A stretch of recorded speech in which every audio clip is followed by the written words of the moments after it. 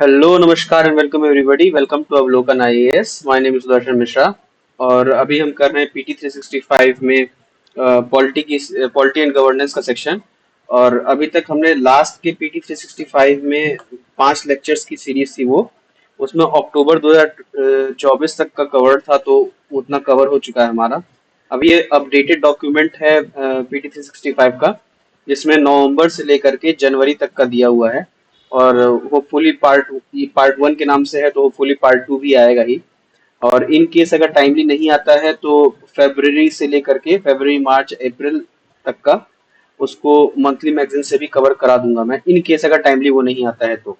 ठीक है, तो फिर शुरू करते हैं इसके साथ।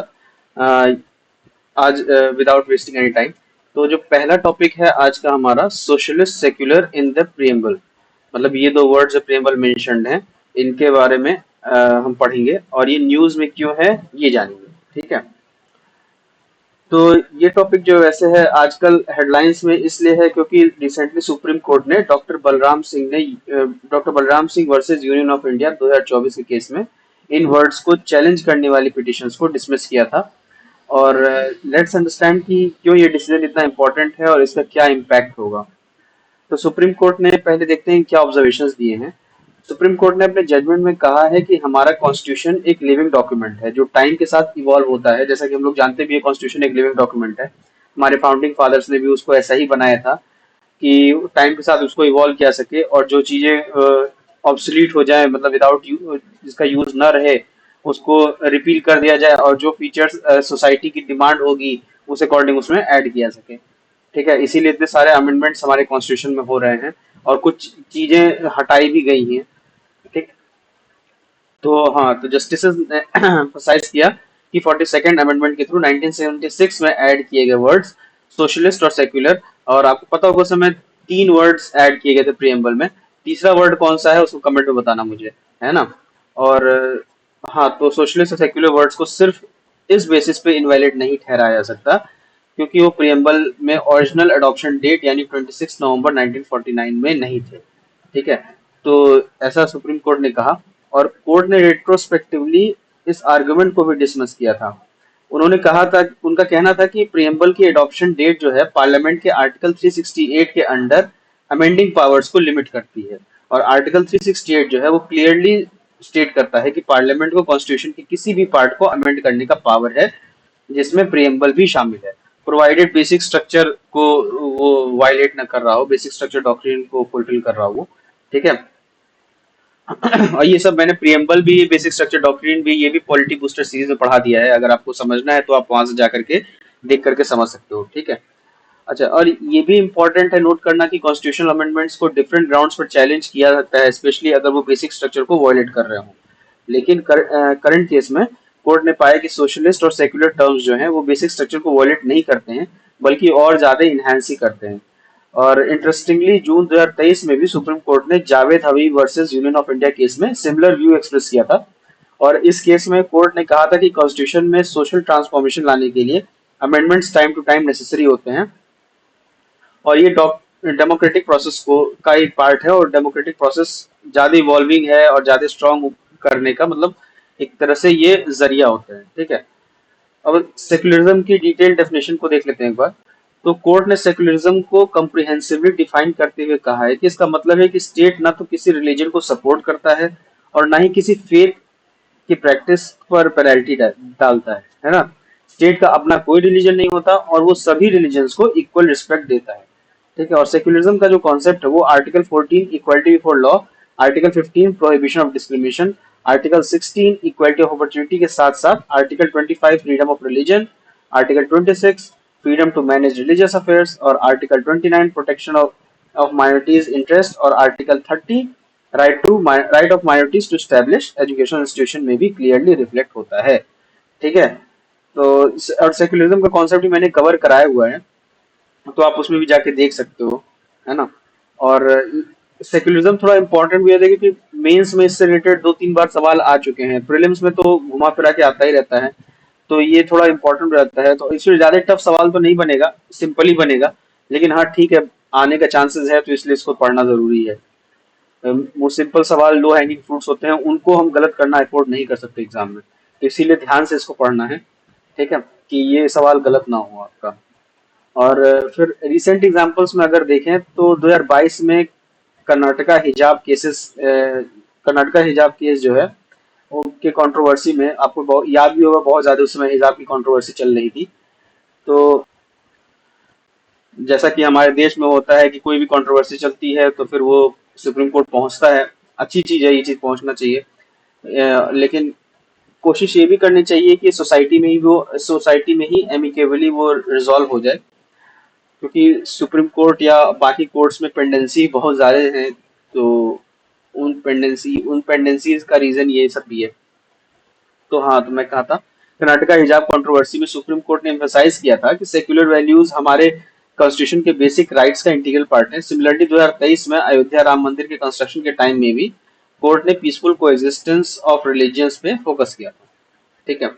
एक्सपर्ट एनालिस्ट का कहना है कि इंडिया का सेक्युलरिज्म जो है वेस्टर्न कॉन्सेप्ट से थोड़ा डिफरेंट है, और सबको पता भी है, इस पे रिलेटेड क्वेश्चन भी आ चुका है मेंस में। अगर आपने मेंस साइंस राइटिंग की होगी साल भर में, तो प्रीवियस ईयर क्वेश्चन की, तो आपको ये क्वेश्चन मिला ही होगा, ठीक है। और वेस्टर्न मॉडल में डिफरेंस क्या है, मैं फिर से एक बार रिपीट कर देता हूँ, लेक्चर में रिपीट किया ही था लेकिन इधर भी रिपीट करता हूँ। वेस्टर्न मॉडल में क्या होता है कि स्टेट और चर्च जो होते हैं कंप्लीटली सेपरेट होते हैं, स्ट्रिक्ट सेपरेशन होता है उनके बीच में, है ना। जबकि इंडियन मॉडल में स्टेट जो है सभी रिलीजियस को इक्वल रिस्पेक्ट देता है। वेस्टर्न मॉडल का एक क्लासिक एग्जांपल फ्रांस है ना। और इंडिया में जो है उसका जो डिस्टेंस होता है रिलीजन से स्टेट का, वो एक प्रिंसिपल का डिस्टेंस होता है। मतलब ऐसा नहीं है कि एकदम स्ट्रिक्ट सेपरेशन रहेगा। स्टेट का कोई रिलीजन नहीं है इंडिया में, लेकिन हाँ, वो सभी रिलीजन को ग्रो करने के लिए, उनको फ्लरिश करने के लिए, वो अगर कोई नेसेसरी सपोर्ट रिक्वायर्ड है तो वो स्टेट दे सकता है, ठीक है। तो यही कहना है, यही डिफरेंस है इंडिया के सेकुलरिज्म में और वेस्टर्न सेकुलरिज्म में, है ना। अब आ जाते हैं दूसरे सब्जेक्ट, दूसरे टॉपिक पे, दूसरे वर्ड पे, सोशलिज्म। जो ये भी जिसके ये भी न्यूज में था ये। तो कोर्ट ने इसके रिगार्डिंग भी क्लैरिफाई किया कि इंडियन कंटेक्स्ट में सोशलिज्म का मतलब सोवियत स्टाइल स्टेट कंट्रोल नहीं है, बल्कि इकोनॉमिक और सोशल अपलिफ्टमेंट है। ये कॉन्सेप्ट जो है वेलफेयर स्टेट के आइडिया से अलाइंड है। और इम्पोर्टेंटली कोर्ट ने ये कहा है कि सोशलिज्म प्राइवेट एंटरप्रेन्योरशिप या आर्टिकल 19(1) के अंडर में बिजनेस और ट्रेड का फंडामेंटल राइट को रिस्ट्रिक्ट नहीं करता है। इंडिया की जो सोशलिज्म है वो भी यूनिक है, क्योंकि मिक्स्ड इकोनॉमी मॉडल प्रमोट करता है, जिसमें पब्लिक और प्राइवेट सेक्टर दोनों को थ्राइव करने का बराबर स्पेस मिलता है। रिसेंट ईयर्स में गवर्नमेंट की पॉलिसीज जैसे मेक इन इंडिया हुआ, प्रोडक्शन लिंक्ड इंसेंटिव्स हुआ, आत्मनिर्भर भारत स्कीम हुई, ठीक है, अब ये मिक्स्ड अप्रोच को डेमोन्स्ट्रेट करते हैं। ये काफी बढ़िया एग्जांपल्स हैं कि इंडिया मिक्स्ड इकोनॉमी फॉलो करती है उसके रिगार्डिंग। और इकोनॉमिक एक्सपर्ट्स भी बताते हैं कि इंडियन कॉन्स्टिट्यूशन में सोशलिज्म का मकसद जो है इकोनॉमिक इनइक्वालिटी को कम करना है और वेल्थ कंसंट्रेशन को प्रिवेंट करना है। इसलिए ही हमारे यहाँ public health, education, social security पे गवर्नमेंट का सिग्निफिकेंट फोकस रहता है। और इंटरेस्टिंगली सुप्रीम कोर्ट ने भी पहले भी डीएस नकारा वर्सेस यूनियन ऑफ इंडिया 1982 के केस में कहा था कि सोशलिज्म का गोल जो है securing the basic necessities of life to all citizens है, ठीक है। इसके बाद हम आते हैं, कुछ जुडिशियल प्रोनाउंसमेंट्स हैं रिलेटेड टू प्रियम्बल। ये सब मैंने प्रोनाउंसमेंट समझाया हुआ है, तो इसको दोबारा कवर करने का कोई मतलब है नहीं। फिर आते हैं, क्योंकि टाइम बचाना है अपने को। फिर अब प्रियम्बल पे आते हैं, अबाउट प्रियम्बल, और इस मतलब इस वाले बॉक्स पे। तो इसमें मेनली मिनी कॉन्स्टिट्यूशन के बारे में थोड़ा बहुत बताया गया है। Mini is 42nd amendment act 1976। 42nd amendment को मिनी कॉन्स्टिट्यूशन कहा जाता है क्योंकि इसमें कॉन्स्टिट्यूशन, इस अमेंडमेंट में वाइड स्प्रेड चेंजेस किए थे कॉन्स्टिट्यूशन में। और ये अमेंडमेंट जो है इमरजेंसी पीरियड के दौरान इंदिरा गांधी की गवर्नमेंट ने इंट्रोड्यूस किया था। और इसमें जो है क्या क्या चीज की थी उन्होंने, कि प्रियम्बल में मेजर चेंजेस किए थे, एक सोशलिस्ट और सेक्युलर वर्ड ऐड किए थे, और तीसरा वर्ड जो ऐड किए थे, अगर आपने अब तक कमेंट में नहीं लिखा था तो आप जान जाओ, इंटीग्रिटी वर्ड भी ऐड किया गया था। और यूनिटी ऑफ नेशन को फ्रेज को मॉडिफाई करके unity and integrity of nation कर दिया था, ठीक है। और स्टेट लिस्ट से कॉन्करेंट लिस्ट में ट्रांसफर किए गए कुछ सब्जेक्ट्स भी थे उस समय। हाँ, तो वो सब्जेक्ट्स कुछ इस तरह के थे कि एक तो एजुकेशन हुआ, फॉरेस्ट हुआ, प्रोटेक्शन ऑफ वाइल्ड एनिमल्स हुआ, वेट्स एंड मेजरमेंट्स हुए, administration of justice, constitution and organisation of all courts with an exception of supreme courts and high courts. आपको ये सब्जेक्ट्स याद रखने जरूरी हैं क्योंकि ये ऐसे पूछ सकता है, तो इसको आप इग्नोर नहीं करेंगे। समझ गई बात? तो फिर नेक्स्ट टॉपिक पे हम आते हैं, सॉरी नेक्स्ट पार्ट पे। इमरजेंसी प्रोविजंस में कुछ चेंजेस हुए थे। आर्टिकल 352 को अमेंड करके प्रेसिडेंट को पावर दिया गया था कि वो ना सिर्फ पूरे कंट्री में बल्कि किसी स्पेसिफिक पार्ट में भी इमरजेंसी डिक्लेयर कर सकते हैं। ठीक है। और कुछ नए डीपीएसपी भी ऐड किए गए थे, ये भी आपको याद रखना जरूरी है। और अगर पॉसिबल क्या, मतलब ये मैंडेटरीली याद रखो कि आर्टिकल 1 से 51 तक आपको सारे आर्टिकल्स याद रहने चाहिए, जरूरी है, क्योंकि आपको याद रहेंगे तो आपका टाइम बचाएंगे ये। प्रीलिम्स का पेपर जब अटेंड कर रहे होगे, मेंस आंसर राइटिंग में आपको हेल्प करेगा ये, आपको एज ए एग्जांपल देने में। ठीक है। और प्रीलिम्स में तो बहुत ज्यादा ही हेल्प करेगी अगर आप एक बार आर्टिकल्स याद रहेंगे। सारे पूरा कॉन्स्टिट्यूशन नहीं याद करना, पर आर्टिकल 1 से लेकर के 51 तक याद रखो, जरूरी है। और ऐसे रट्टा बैठोगे रट्टा मारने के लिए तो ठीक है अगर आप बैठ सकते हो, लेकिन आप बार बार वो आर्टिकल देखोगे ना तो ऑटोमेटिक याद हो जाता है, कोई स्पेशल एफर्ट्स नहीं करने होते हैं उसके लिए। ठीक है। अगर करना चाह रहे हो, अगर आपको नहीं याद हो रहा है बार बार, तो स्पेशल एफर्ट्स करके डालो, लेकिन उसको करो, क्योंकि आपके उसमें 2 से 4 नंबर आपके आराम से मिल जाएंगे आर्टिकल्स याद रहने पे ही। ठीक है। तो ये कोई बुरा इन्वेस्टमेंट नहीं है। फिर आर्टिकल 39 जो है ये बात करता है to secure healthy development of children के बारे में। 39A ये बात करता है equal justice and free legal aid. फिर 43A वर्कर्स का पार्टिसिपेशन मैनेजमेंट ऑफ इंडस्ट्रीज। फिर आर्टिकल 48A एनवायरमेंट के प्रोटेक्शन की बात करता है और फॉरेस्ट एंड वाइल्ड लाइफ को सेफ गार्ड करने की बात करता है। ठीक है। और 2 नए पार्ट्स भी ऐड किए गए थे आर्टिकल 42nd अमेंडमेंट के थ्रू। पार्ट 4A जिसमें फंडामेंटल ड्यूटीज था, और पार्ट 14A जिसमें एडमिनिस्ट्रेटिव ट्रिब्यूनल्स थे। ट्रिब्यूनल्स हमने लास्ट लेक्चर में देखा था। ठीक है। उसके रिगार्डिंग कौन से आर्टिकल होता है ट्रिब्यूनल्स के लिए और कौन से 2 तरह के ट्रिब्यूनल्स होते हैं वो आप कमेंट में डालो। ठीक है। अगर आपने वो लेक्चर्स देखे हैं तो आप याद होना चाहिए। नहीं याद है तो फिर से वापस जाके लेक्चर देखो, या ये डॉक्यूमेंट पढ़ो फिर से, PT 365 का, और लक्ष्मीकांत भी उठा करके पढ़ो। ठीक है।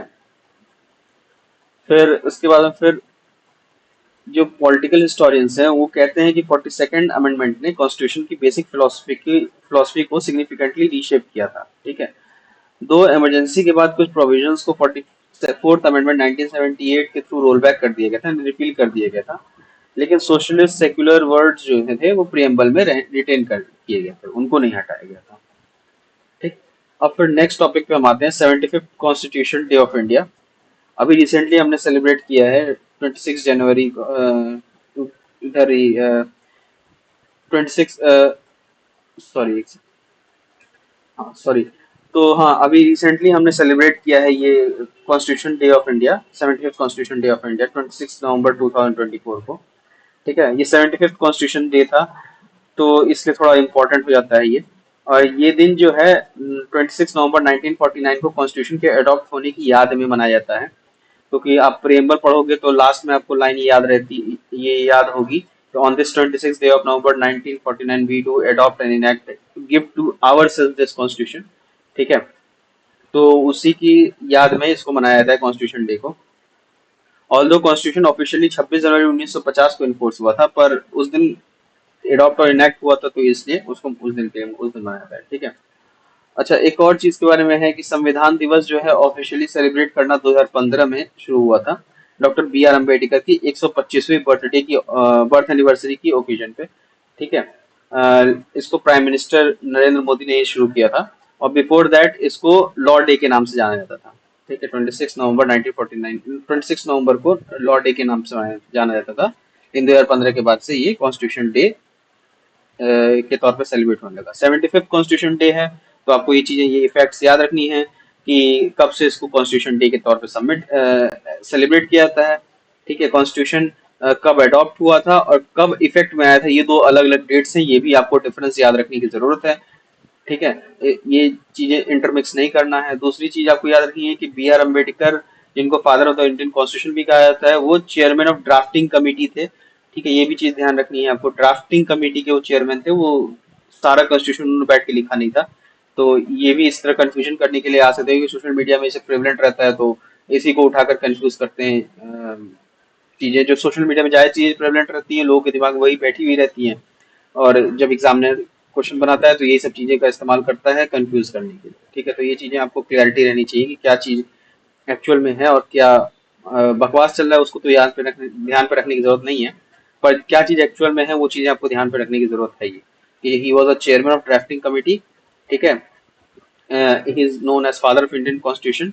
ठीक, और उनका जो बर्थ एनिवर्सरी है, 125th बर्थ एनिवर्सरी 2015 में जब हुआ था, उसके बाद से इसको संविधान दिवस के तौर पर मनाया जाता है। उससे पहले ये लॉ डे के नाम से मनाया जाता था। ठीक है, ये सब फैक्ट्स आपको याद रखने हैं। अब हमारे कॉन्स्टिट्यूशन के बारे में कुछ इंटरेस्टिंग फैक्ट्स भी जान लो। ये वर्ल्ड का लॉन्गेस्ट रिटन कॉन्स्टिट्यूशन है। ओरिजिनली 395 आर्टिकल्स थे, 395 आर्टिकल्स, और 22 पार्ट्स और 8 शेड्यूल के साथ। करंटली अमेंडमेंट के बाद इसमें 448 आर्टिकल्स हैं, 25 पार्ट्स हैं और 12 शेड्यूल्स हैं। 448 मतलब 448 आर्टिकल्स। ठीक है, और ये ना तो प्रिंटेड है ना कि टाइप्ड है, बल्कि हैंड रिटन है। ठीक है, अपना जो ओरिजिनल कॉन्स्टिट्यूशन है वो हैंड रिटन था। इंग्लिश वर्जन को प्रेम बिहारी नारायण रायजादा ने लिखा था। ठीक है, और हिंदी वर्जन जो था वो वसंत कृष्णन वैद्य ने कैलीग्राफी से लिखा था। और कॉन्स्टिट्यूशन के पेजेस का की जो ब्यूटिफिकेशन है, ठीक है, उसको शांति निकेतन के फेमस आर्टिस्ट ने किया था, under famous painter Nandlal Bose. ठीक है, और जो ओरिजिनल कॉन्स्टिट्यूशन डॉक्यूमेंट है उसको स्पेशल हीलियम फील्ड केस में पार्लियामेंट लाइब्रेरी में प्रिजर्व किया गया है। तो ये एक एक्स्ट्रा इन्फॉर्मेशन है, आप ध्यान पे रखना। ठीक, और ये सारी जो इन्फॉर्मेशन है ये आपको लक्ष्मीकांत के चैप्टर में मिल जाएगी कॉन्स्टिट्यूशन के बारे में। उसमें काफी दिया हुआ है, बहुत सारी फैक्ट्स दिए हुए हैं। वो फैक्ट्स भी याद रख लेना, कोई क्वेश्चन पूछ सकता है, क्योंकि 75th कॉन्स्टिट्यूशन डे था तो इम्पोर्टेंट इसलिए भी हो जाता है वो। फिर प्रॉपर्टी राइट्स के बारे में देखते हैं। इसके रिगार्डिंग भी एक लैंडमार्क जजमेंट आया है 2024 में ही। सुप्रीम कोर्ट की 9 जजेस की कॉन्स्टिट्यूशन बेंच ने property owners association versus state of Maharashtra case में एक रिवॉल्यूशनरी रूलिंग दी है, जिसमें प्राइवेट प्रॉपर्टी एक्वायर करने की स्टेट्स की पावर को सिग्निफिकेंटली रेस्ट्रिक्ट किया गया है। ठीक है, इस लैंडमार्क जजमेंट में क्या बोला गया है, कोर्ट ने आर्टिकल 39 बी के स्कोप को लिमिट कर दिया है। क्लियरली कहा है कि प्राइवेट प्रॉपर्टी को automatically material resource of community under article 39 B classify नहीं किया सकता। प्रॉपर्टी को मटेरियल रिसोर्स क्लासिफाई करने के लिए स्पेसिफिक क्राइटेरिया होना चाहिए, जैसे उसकी नेचर कैसी हो, फिर स्कार्सिटी होनी चाहिए, फिर कम्युनिटी वेलफेयर पे उसका क्या इम्पैक्ट पड़ रहा है, और प्राइवेट हैंड्स में क्या कॉन्सेप्ट। ऐसा तो नहीं हो रहा कि स्टेट एक्वायर कर रही है वो, फिर प्रॉपर्टी प्राइवेट हैंड्स में चली जा रही है। ठीक है, ये सब चीजें देखना जरूरी है। फिर प्रॉपर्टी एक्विजिशन के लिए अथॉरिटी के सोर्स को क्लैरिफाई किया सुप्रीम कोर्ट ने अपने जजमेंट में। ठीक है, इसमें जो है आर्टिकल 39 बी स्टेट को प्राइवेट प्रॉपर्टी एक्वायर करने के लिए लेजिस्लेटिव पावर नहीं देता है। ये पावर जो है स्टेट को sovereign power of eminent domain और 7 शेड्यूल की लिस्ट 3 के एंट्री 42 से मिलता है। ठीक है, ये बोला है सुप्रीम कोर्ट ने। फिर आर्टिकल 31 सी की वैलिडिटी को कंफर्म किया है। ठीक है, कोर्ट ने रीफर्म किया है कि आर्टिकल 31 सी, जिसे केशव नंदा भारती केस में अपहोल्ड किया गया था, अभी भी वैलिड है। और आर्टिकल 31 सी उन लॉज को प्रोटेक्ट करता है जो directive principles of state policy यानी आर्टिकल 39 बी और 39 सी को इम्प्लीमेंट करने के लिए बनाए गए हैं, even if they violate article 14 and 19 के फंडामेंटल राइट्स। ठीक, ये कोर्ट ने कहा है। फिर चौथा कहा है कि पब्लिक वेलफेयर और प्राइवेट प्रॉपर्टी राइट्स के बैलेंस पर फोकस किया जाना चाहिए। गवर्नमेंट एक्शंस को कॉन्स्टिट्यूशनल प्रिंसिपल जैसे राइट टू इक्वलिटी हुआ आर्टिकल 14 और राइट टू प्रॉपर्टी आर्टिकल 300 ए के साथ अलाइन होना चाहिए। पब्लिक ट्रस्ट डॉक्ट्रिन को भी अप्लाई किया गया है, जो मैंडेट करता है कि रिसोर्सेज को पब्लिक गुड के लिए ही रिस्पॉन्सिबली मैनेज किया जाना चाहिए। फिर एमिनेंट डोमेन के लिमिट्स को भी डिफाइन किया है। कोर्ट ने लैंड एक्विजिशन में डॉक्ट्रिन ऑफ एमिनेंट डोमेन के ब्रॉड एप्लीकेशन पर क्वेश्चन किया है। क्लैरिफाई किया है कि सभी privately owned resources material resources of community नहीं होते हैं जिन्हें पब्लिक गुड के लिए अप्रोप्रिएट किया जा सके। ठीक है, अच्छा, इस लैंडमार्क जजमेंट का क्या इम्पैक्ट है, ये जजमेंट ने प्रीवियस रूलिंग्स जैसे state of Karnataka versus Ranganath Reddy 1978 और Sanjeev coke manufacturing company versus Bharat coking coal 1983 को ओवररूल कर दिया है। और इन जजमेंट्स में कहा गया था कि प्राइवेट प्रॉपर्टी को कम्युनिटी रिसोर्सेज माना जा सकता है। ठीक है, इसको ओवररूल करके इस जो नया जजमेंट हुआ है उसमें, नया जजमेंट जो प्रॉपर्टी ओनर्स एसोसिएशन वाला है उसमें ये बोल दिया गया कि नहीं, प्राइवेट प्रॉपर्टीज को कम्युनिटी रिसोर्सेज नहीं माना सकता है। ऐसे ही मतलब उसके पीछे मानने का कुछ आधार होना चाहिए, जरूरी है वो आधार। ठीक है। और लीगल इसमें जो है लीगल एक्सपर्ट्स क्या कहते हैं कि ये जजमेंट जो है इंडिविजुअल प्रॉपर्टी राइट्स को स्ट्रेंथन करता है और स्टेट की आर्बिट्री रिक्वेशन पावर्स को पर भी ये चेक लगाता है, और ये अच्छी चीज है।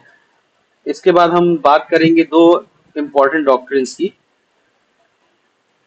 डॉक्ट्रिन ऑफ एमिनेंट डोमेन और doctrine of public trust doctrine. ठीक है, ये बॉक्स वाला है। ठीक है, इसमें जो इंडिया की लीगल फ्रेमवर्क का फाउंडेशन है। अब ये देख लेते हैं डॉक्ट्रिन ऑफ एमिनेंट डोमेन, जिसको सुप्रीम कोर्ट ने रिस्ट्रिक्ट किया है, वो है क्या। तो doctrine of eminent domain simple, एक, हाँ, doctrine of simple sorry doctrine of eminent domain का मतलब होता है कि सिंपल शब्दों में कहें तो सरकार किसी भी प्राइवेट प्रॉपर्टी को पब्लिक यूज के लिए एक्वायर कर सकती है, लेकिन बिना इंसाफ किए नहीं। प्रॉपर्टी लेने के लिए तीन चीजें जरूरी है। पहला, पब्लिक यूज, यानी प्रॉपर्टी सिर्फ तभी ली जा सकती है जब जेन्युइन पब्लिक नीड हो, जैसे रोड्स हुए, रेलवेज हुए या हॉस्पिटल हुए। अगर अल्टरनेट ऑप्शन है तो उसका यूज पहले देखा जाएगा। ठीक है। फिर दूसरा जो है जस्ट कॉम्पनसेशन, यानी प्रॉपर्टी लेने के बदले मार्केट वैल्यू के हिसाब से पूरा पैसा देना जरूरी है।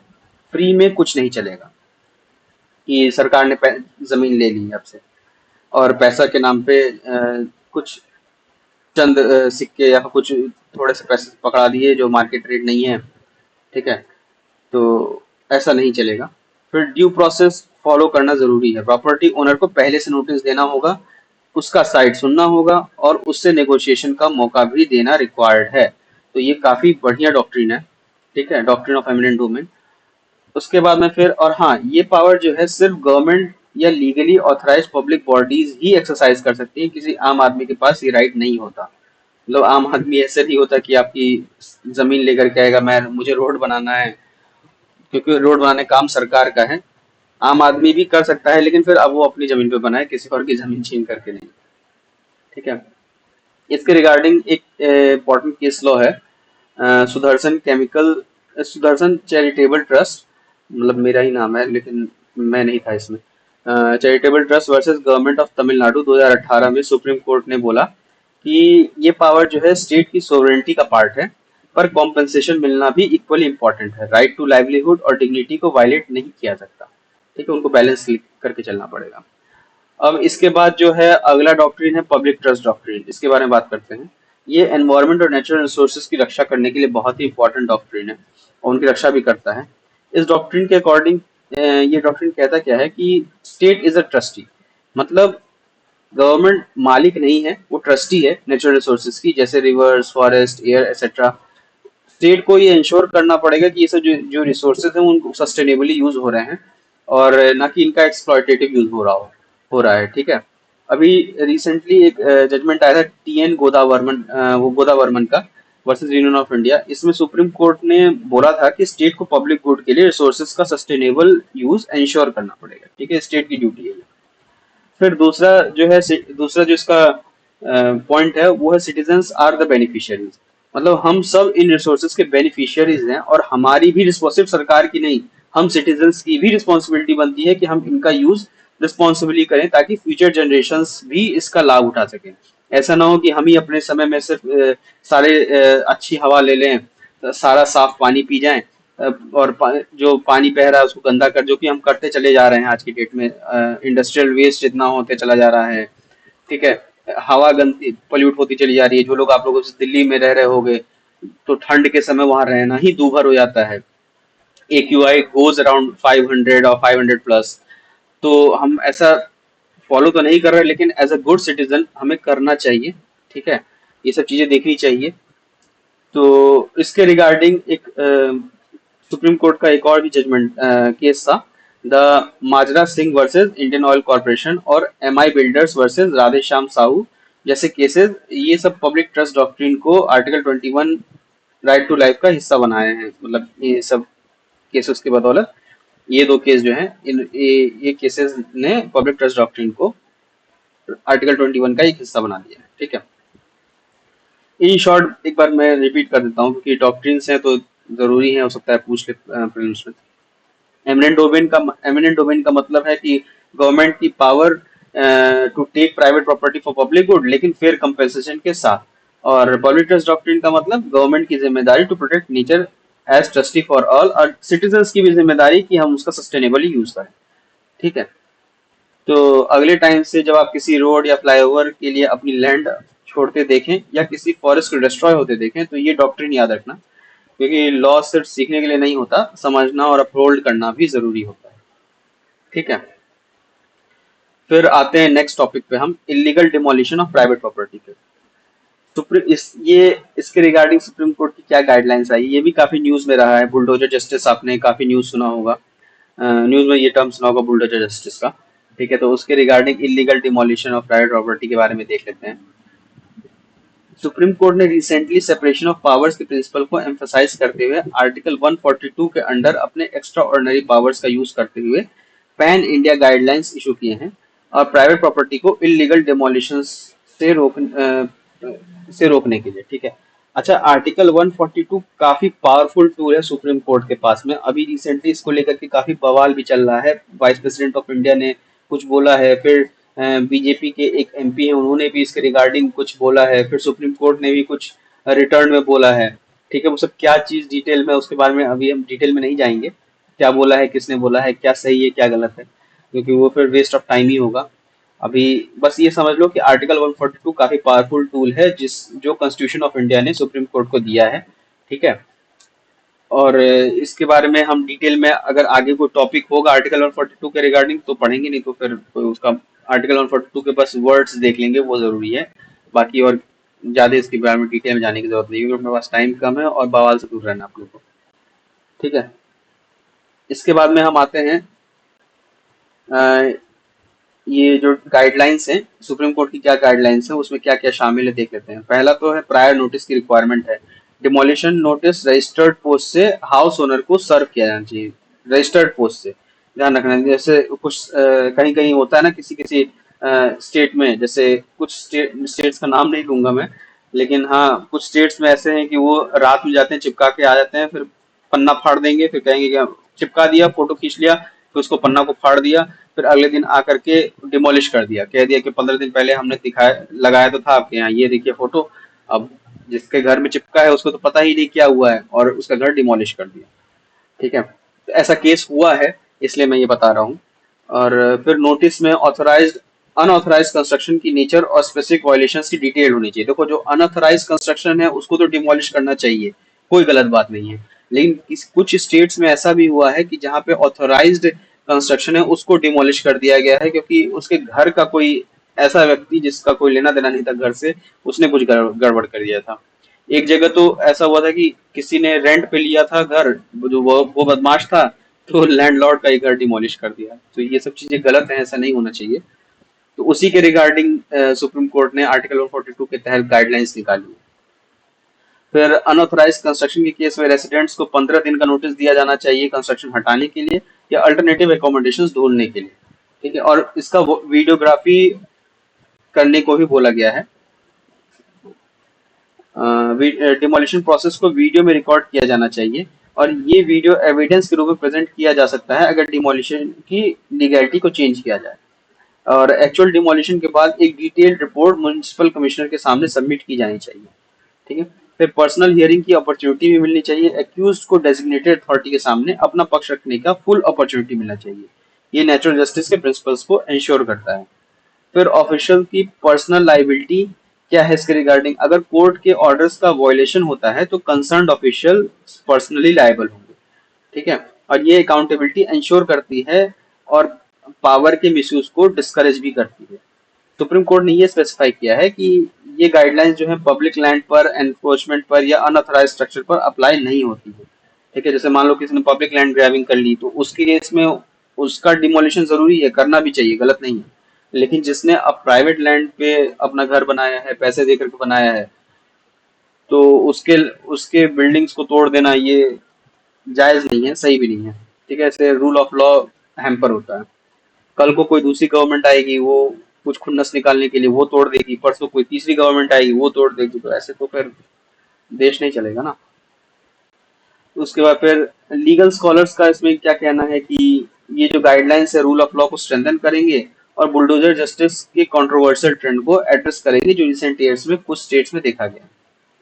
ठीक है, फिर माइनॉरिटी एजुकेशन इंस्टीट्यूशन पे आते हैं। ये क्यों न्यूज में है? रिसेंटली सुप्रीम कोर्ट ने एक पुराने डिसीजन को ओवर रूल किया है। ये डिसीजन था S Aziz Basha versus union of India, जो 1967 में आया था। और उस जजमेंट में ये कहा गया था कि एएमयू यानी अलीगढ़ मुस्लिम यूनिवर्सिटी को आर्टिकल 31 के अंडर माइनॉरिटी स्टेटस क्लेम नहीं कर सकती, क्योंकि ये एक स्टैच्यूट के जरिए स्टैब्लिश की गई थी। यानी एक कानूनी एक्ट के तहत इसको स्टैब्लिश किया गया था अलीगढ़ मुस्लिम यूनिवर्सिटी को। ठीक है, इसलिए इसको माइनॉरिटी इंस्टीट्यूशन नहीं कहा सकता। ठीक है, थोड़ा और समझते हैं इसके बारे में। सुप्रीम कोर्ट ने एस अजीज बाशा केस में ये कहा था कि एएमयू को ना तो मुस्लिम माइनॉरिटी ने स्टैब्लिश किया था और ना ही वो उसे एडमिनिस्टर करते हैं। एएमयू एक सेंट्रल यूनिवर्सिटी है जो एएमयू एक्ट 1920 के थ्रू स्टैब्लिश की गई थी। इस वजह से उसे माइनॉरिटी इंस्टीट्यूशन नहीं माना गया। ठीक है, लेकिन इसके आगे हुआ क्या? इसके बाद पार्लियामेंट ने एक अमेंडमेंट पास किया जिसका नाम था एएमयू अमेंडमेंट एक्ट 1981। इस अमेंडमेंट के थ्रू पार्लियामेंट ने एएमयू के माइनॉरिटी स्टेटस को रिस्टोर कर दिया। लेकिन 2006 में इलाहाबाद हाई कोर्ट ने इस स्टेटस को स्ट्राइक डाउन कर दिया। मतलब उन्होंने डिसाइड किया कि एएमयू फिर से माइनॉरिटी इंस्टीट्यूशन नहीं है। और ये मैटर उसके बाद सुप्रीम कोर्ट में चला चैलेंज किया गया, जैसा कि होता है लोअर कोर्ट से हायर कोर्ट में चीजें जाती है। तो उसमें 2019 से ये केस वहां पेंडिंग था। और अब सुप्रीम कोर्ट का जजमेंट कहता है कि किसी इंस्टीट्यूशन के लिए माइनॉरिटी एजुकेशन इंस्टीट्यूशन होने के किसी इंस्टीट्यूशन के लिए माइनॉरिटी एजुकेशन इंस्टीट्यूशन होने के लिए माइनॉरिटी कम्युनिटी का एडमिनिस्ट्रेशन पर कंट्रोल होना जरूरी नहीं है। अगर इंस्टीट्यूशन किसी माइनॉरिटी ने स्टैब्लिश किया है तो माइनॉरिटी स्टेटस क्लेम कर सकते हैं, चाहे उसका मैनेजमेंट किसी और के पास हो। ठीक है, एक और इम्पोर्टेंट बात कोर्ट ने ये बोली है कि अगर कोई इंस्टीट्यूट स्टैच्यूट के थ्रू स्टैब्लिश हुआ है, यानी किसी एक्ट के थ्रू स्टैब्लिश हुआ है, या उसका स्टेटस लेटर यूनिवर्सिटी के रूप में इनकॉर्पोरेट हुआ है, तो इसका मतलब ये नहीं होता कि उसका माइनॉरिटी स्टेटस चला जाएगा। सुप्रीम कोर्ट ने यह भी क्लैरिफाई किया है कि जो कम्युनिटीज कॉन्स्टिट्यूशन आने के बाद माइनॉरिटी बनी है, उन्हें भी आर्टिकल 31 के प्रोटेक्शन मिल सकता है, चाहे उन्होंने अपना इंस्टीट्यूशन इंडिपेंडेंस से पहले ही स्टैब्लिश किया हो। ठीक है, तो और माइनॉरिटी एजुकेशन इंस्टीट्यूशन, इसके बाद में ये देख लेते हैं पहले स्पेशल प्रिविलेजेस क्या है माइनॉरिटी एजुकेशन इंस्टीट्यूशन के। अंडर आर्टिकल 31A, अगर माइनॉरिटी रन एजुकेशन इंस्टीट्यूशन की प्रॉपर्टी एक्वायर की गई है, मतलब उसके लिए माइनॉरिटी एजुकेशन इंस्टीट्यूशन के लिए कोई प्रॉपर्टी एक्वायर की गई है, तो उसके लिए फेयर कंपोजिशन कंपनसेशन भी प्रोवाइड करना जरूरी है। ठीक है, और उसके फिर दूसरा प्रिविलेज ये एंजॉय होता है कि उसमें रिजर्वेशन पॉलिसी इम्प्लीमेंट करना जरूरी नहीं होता। ठीक है, फिर तीसरा राइट टू एजुकेशन एक्ट जो 2009 में है कि सभी बच्चों को पढ़ाना फ्रॉम एज 6 to 14 पढ़ाना जरूरी है। ठीक है, फ्री ऑफ कॉस्ट, तो वो भी एप्लीकेबल नहीं होता। ठीक है, अब देख लेते हैं कि माइनॉरिटी एजुकेशन इंस्टीट्यूशंस के बारे में ये क्या होती है।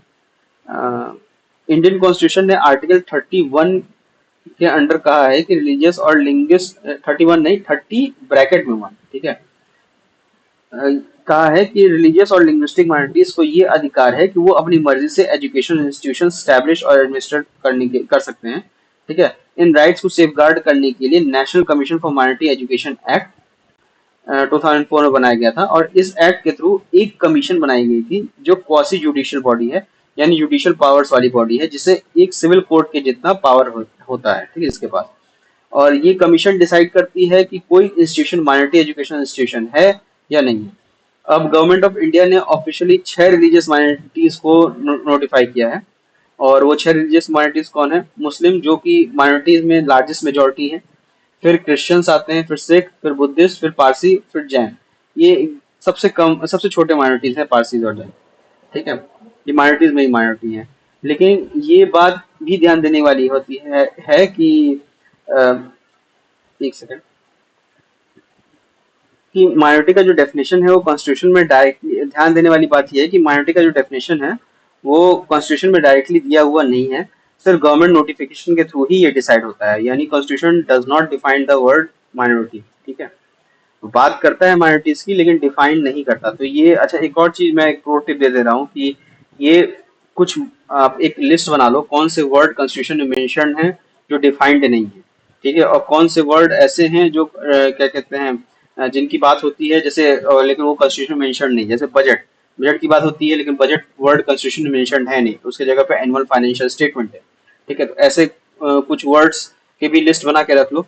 ठीक है, ये आपके कंफ्यूजन दूर करने में काफी हेल्प करेगा एग्जाम के टाइम में। सेंटेंस फॉर्म में आएगा कि ये वर्ड कॉन्स्टिट्यूशन में डिफाइंड है और ये वर्ड कॉन्स्टिट्यूशन में मेंशन्ड है। ठीक है, तो वो सब चीजें क्लैरिटी ऑफ थॉट रहेंगी आपके पास जब वो क्वेश्चन करोगे तो। ठीक है, और एलिमिनेट करना भी आपके लिए आसान हो जाएगा सेंटेंसेस को। अच्छा, एक और प्रो टिप मैं दे दे रहा हूँ, कॉन्स्टिट्यूशन ऑफ इंडिया डिफाइंस, अगर कभी कुछ कोई सेंटेंस इस फॉर्म में आता है तो उसको आपको काट देना है। कॉन्स्टिट्यूशन ऑफ इंडिया कुछ नहीं डिफाइन करता। ठीक है, डिफाइन उसके जो लॉज होते हैं वो करते हैं, कॉन्स्टिट्यूशन ऑफ इंडिया नहीं करता। तो ये ध्यान रखना आप। ठीक है, और सिर्फ इसके फिर नेक्स्ट टॉपिक पे हम आते हैं, इसेंशियल रिलीजियस प्रैक्टिस पे। ये क्या है, तो इसके बारे में बात, इसको शॉर्ट में ईआरपी बोलूंगा मैं। ठीक है, ये न्यूज में क्यों है, रिसेंटली बॉम्बे हाई कोर्ट ने अपने एक पुराने डिसीजन को दोबारा कंफर्म किया है, और ये डिसीजन था महेश विजय केस 2016 का, जिसमें कोर्ट ने ये बोला था कि लाउड स्पीकर का यूज किसी भी रिलीजन का एसेंशियल पार्ट नहीं है। ठीक है, और यानी लाउड स्पीकर यूज करना कोई रिलीजियस प्रैक्टिस नहीं है और हर हाल में इसका प्रोटेक्शन किया जाए, इसको किया जाए। ठीक है, कोर्ट ने ये कहा था कि बॉम्बे हाई कोर्ट ने इस डिसीजन में एक और इम्पोर्टेंट रेफरेंस दिया था, वो था सुप्रीम कोर्ट का चर्च ऑफ गॉड केस 2000 का। उस केस में क्या था, तो उस केस में सुप्रीम कोर्ट ने ये ऑब्जर्व किया था कि किसी भी इंसान को आर्टिकल 19(1)(a) यानी freedom of speech and expression और आर्टिकल 25 यानी फ्रीडम ऑफ रिलीजन के अंडर लाउड स्पीकर का यूज फंडामेंटल राइट उसका नहीं है। ठीक है, यानी आप धार्मिक अधिकार के नाम पे लाउड स्पीकर का यूज जस्टिफाई नहीं कर सकते, स्पेशली जब वो पब्लिक डिस्टर्बेंसेस क्रिएट करे। ठीक, तो ये ध्यान देने वाली बात है। और अब समझते हैं कि ईआरपी टेस्ट होता क्या है। ईआरपी यानी इसेंशियल रिलीजियस प्रैक्टिस, जैसे कि मैंने बताया था, एक ऐसा जुडिशियल टूल है जिसका यूज इंडियन जुडिशरी करती है ताकि फ्रीडम ऑफ रिलीजन से रिलेटेड जो मैटर्स हैं उसको डिसाइड किया जा सके। इसका मेन पर्पस ये होता है कि डिसाइड किया जाए कि कोई रिलीजियस प्रैक्टिस एक्चुअल में रिलीजन के लिए एसेंशियल है या नहीं। ठीक है, ये ईआरपी टेस्ट सबसे पहले इंट्रोड्यूस हुआ था कब, सुप्रीम कोर्ट के श्री शिरूर मठ केस में 1954 में। ठीक है, ये याद रखने वाली बात है। और इस केस में सुप्रीम कोर्ट ने कहा था कि रिलीजन का मतलब सिर्फ बिलीफ या वर्शिप नहीं होता, बल्कि उस रिलीजन के प्रैक्टिसेस भी उसका पार्ट है। ठीक है, इस रिलीजियस प्रैक्टिस को भी कॉन्स्टिट्यूशन के अंदर प्रोटेक्शन मिलना चाहिए। लेकिन इसेंशियलिटी ये कैसे डिसाइड होती है कि क्या एसेंशियल है क्या नहीं है। कोर्ट ने ये क्लैरिफाई किया था उस केस बाद में कि किसी भी रिलीजियस प्रैक्टिस के इसेंशियल होने का पता तब लगाया जा सकता है जब उस रिलीजन के अपने डॉक्ट्रिन्स यानी सिद्धांत और ट्रेडिशंस की जानकारी हो, मतलब उसके बेसिस पर। ठीक है, यानी कोई भी प्रैक्टिस तभी इसेंशियल माना जाएगा जब उस रिलीजन की कोर टीचिंग का पार्ट हो। सिर्फ पॉपुलर या ओल्ड प्रैक्टिस होने से वो ऑटोमेटिकली इसेंशियल नहीं बन जाता है। ठीक है, तो ये ध्यान देने वाली बात है। इसके रिगार्डिंग कुछ जुडिशियल प्रोनाउंसमेंट्स भी आए थे। श्री आदि विश्वेश्वरा केस 1997 में कोर्ट ने डिस्टिंग्विश किया था रिलीजियस और सेक्युलर फंक्शंस टेम्पल के, दोनों के बीच का डिफरेंस बताया था। ठीक है, फिर अगला एक जुडिशियल प्रोनाउंसमेंट आया था आचार्य जगदीश आरानंदा के केस के बारे में 2004 में। इसमें कोर्ट ने ये हेल्ड किया था कि what determines if a practice forms essential part of religion, मतलब ऐसा कोई practice essential part of religion है कि नहीं, ये इसमें कैसे पता लगेगा कि इसका इसका पता लगाने का एक ही तरीका है कि अगर वो प्रैक्टिस एब्सेंट हो जाती है तो क्या वो रिलीजन का को फंडामेंटली अल्टर कर रही है कि नहीं, रिलीजन के जो फॉर्म जिस तरह प्रैक्टिस हो रहे हैं उसको अल्टर कर रही है कि नहीं। अगर वो कर रही है तब तो वो essential religious practice, essential part होगा उस रिलीजन का। अगर नहीं कर रही है तो इसेंशियल पार्ट नहीं होगा। ठीक है, फिर आता है शायरा बानो केस। शायरा बानो केस 2017 में, इसमें ये रखा गया था कि ट्रिपल तलाक जो है ये बेसिक टेनेट्स ऑफ रिलीजन है और इसका प्रैक्टिस जो है मेयरली परमिट या एक सेकंड, हाँ, तो शायरा बानो केस में 2017 में इसका जिसका जजमेंट आया था, तो उसमें ट्रिपल तलाक को बैन किया गया था, जैसा कि आप लोग को याद होगा। तो इस केस में यही बोला गया था कि जो ट्रिपल तलाक का जो फीचर है, वो रिलीजियस प्रैक्टिस में परमिटेड है, प्रोहिबिट नहीं किया गया है, बस इसलिए उसको एक इसेंशियल या पॉजिटिव टेनेट रिलीजन के द्वारा सैंक्शन किया हुआ नहीं माना जा सकता, ठीक है।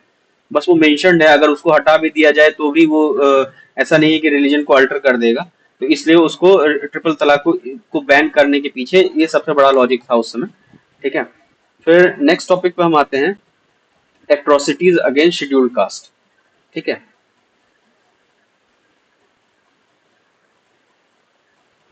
इसके बारे में ये न्यूज में क्यों है? तो हाल ही में standing committee on social justice and empowerment ने एक रिपोर्ट पब्लिश की है, और इस रिपोर्ट में उन्होंने ये कंसर्न उठाया है कि काफी सारी स्टेट्स ने अब तक वो जरूरी मैकेनिज्म स्टैब्लिश नहीं किए जो शेड्यूल्ड कास्ट के अगेंस्ट एट्रोसिटीज को इफेक्टिवली एड्रेस करने चाहिए। ये बहुत ही सीरियस इशू है, जिसमें गवर्नमेंट की अकाउंटेबिलिटी भी इन्वॉल्व है। शेड्यूल्ड कास्ट का बैकग्राउंड थोड़ा समझते हैं। इंडियन कॉन्स्टिट्यूशन के आर्टिकल 366 शेड्यूल्ड कास्ट को डिफाइन करते हैं, और आर्टिकल 341 जो है, ये कहता है कि प्रेसिडेंट किसी भी स्टेट के गवर्नर से कंसल्ट करके किसी कम्युनिटी को शेड्यूल्ड कास्ट के रूप में नोटिफाई कर सकते हैं। इस लिस्ट में चेंजेस पार्लियामेंट के थ्रू किए जा सकते हैं, यानी लिस्ट को अमेंड करने का अधिकार जो है पार्लियामेंट के पास है। ये ध्यान रखना है, इसका अमेंड करने का अधिकार पार्लियामेंट के पास है। वैसे टर्म जो शेड्यूल्ड कास्ट जो है वो सबसे पहले आया था गवर्नमेंट ऑफ इंडिया एक्ट 1935 के अंदर में। और कास्ट बेस्ड एट्रोसिटीज से डील करने के लिए मैकेनिज्म्स क्या हैं, अब इसके बारे में देखते हैं। तो ऐसे क्राइम्स से निपटने के लिए कॉन्स्टिट्यूशन और लॉ दोनों में कई तरह के प्रोविजंस दिए गए हैं। कॉन्स्टिट्यूशन प्रोविजन में सबसे पहले आता है आर्टिकल 14, सबके लिए इक्वालिटी बिफोर लॉ की बात करता है। जो आर्टिकल 15 और 16 डिस्क्रिमिनेशन के अगेंस्ट प्रोटेक्शन की बात करता है। और आर्टिकल 17 अनटचेबिलिटी का अबॉलिशन, ठीक है। फिर डीपीएसपी में भी कुछ बातें कही गई है। आर्टिकल 46 शेड्यूल्ड कास्ट के एजुकेशन और इकोनॉमिक इंटरेस्ट प्रमोट करने की बात कही है स्टेट के लिए, कि स्टेट कुछ ऐसा काम करे जिससे उनका इकोनॉमिक और एजुकेशन स्टेटस प्रमोट हो। और फिर आर्टिकल 338 जिसके अंदर national commission for scheduled caste बनाई गई है, ठीक है। फिर लीगल फ्रेमवर्क से के इम्पोर्टेंट लॉज क्या हैं? तो सबसे पहला आता है अनटचेबिलिटी ऑफेंसेस एक्ट 1955 में जो आया था, जिसका बाद में नाम बदल करके protection of civil rights act 1976 रख दिया गया। इस एक्ट के अकॉर्डिंग अगर कोई भी रिलीजियस या सोशल डिसेबिलिटी जो अनटचेबिलिटी की वजह से होती है, उसको पनिशेबल ऑफेंस बनाया गया है, ठीक है। इसके बाद में आता है फिर scheduled caste and scheduled tribe prevention of atrocities act.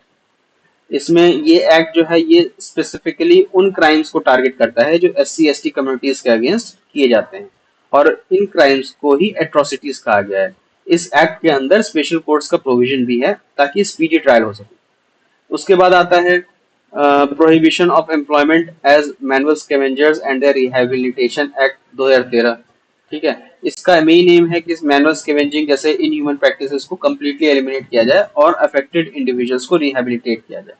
हालांकि ये उतना ज्यादा अभी तक इफेक्टिव नहीं हुआ है ये एक्ट, अभी भी मैनुअल स्कैवेंजर्स हैं, जो कि गलत है, नहीं होना चाहिए। इंसान, अब जब रोबोट्स वो काम कर सकते हैं, टेक्नोलॉजी इतनी इवॉल्व हो चुकी है, फिर इंसानों को लगाना ही गलत बात है, क्योंकि उसमें काफी काफी ज्यादा डेथ भी हो जाती है अंदर।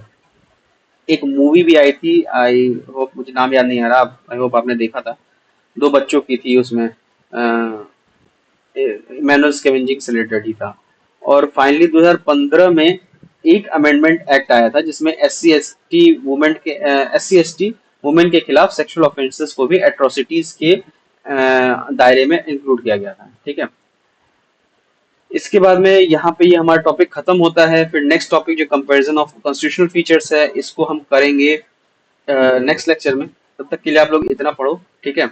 और जो पुराने लेक्चर्स हैं उसको भी कवर करेंगे आप, और पुराने जो डॉक्यूमेंट है जो PT 365 का 60 65 पेज का डॉक्यूमेंट है, शायद 68 पेज का डॉक्यूमेंट है, जिसमें से 65 पेज पढ़ने वाले हैं, 60 पेजेस नॉर्मली पढ़ने वाले हैं। तो 60 पेजेस आप पढ़ लो और उसको बार बार पढ़ो, ठीक है। एक बार पढ़ के छोड़ मत देना, क्योंकि आपके दिमाग में ये छप जानी चाहिए कि कोई क्वेश्चन आए तो फिर फटाक से उसमें तुरंत जवाब दे सके। वैसे डायरेक्ट क्वेश्चन कभी नहीं आएगा उससे, इनडायरेक्ट घुमा फिरा कर ही आएगा, लेकिन जब भी जिस तरह भी क्वेश्चन आए आप कर पाओ उसे, ठीक है।